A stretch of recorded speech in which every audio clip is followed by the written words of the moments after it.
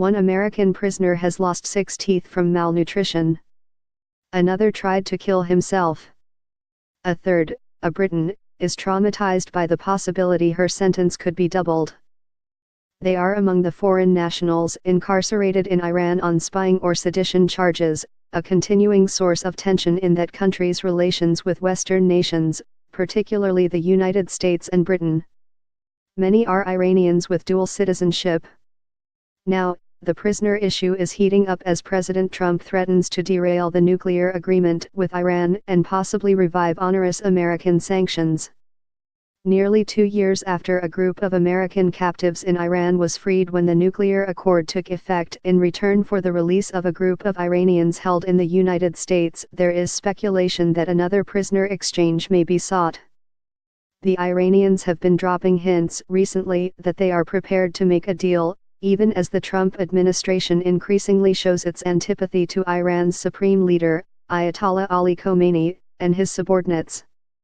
Like the last deal, this one might involve clearing of old debts owed to Iran from the period before its 1979 revolution.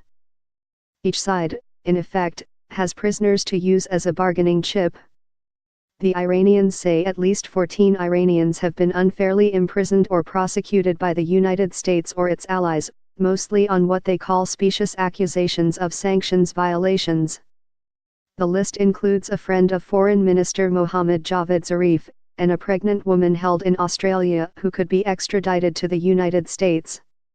Last week, in what has been widely seen as a way of telegraphing a possible prisoner exchange, Iranian state television broadcast reports on 2 Western prisoners held in Iran, Nazanin Zaghari Ratcliffe, 38, a Briton of Iranian descent employed by the Thomson Reuters Foundation, who was sentenced to 5 years, and Zhao Wang, 37, an American of Chinese descent working on his Ph.D.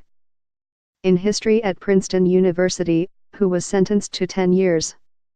On Tuesday, a State Department spokeswoman, Heather Nauert, condemned the videos and reiterated the American demand for Iran to release all prisoners who are unjustly detained, in particular American citizens.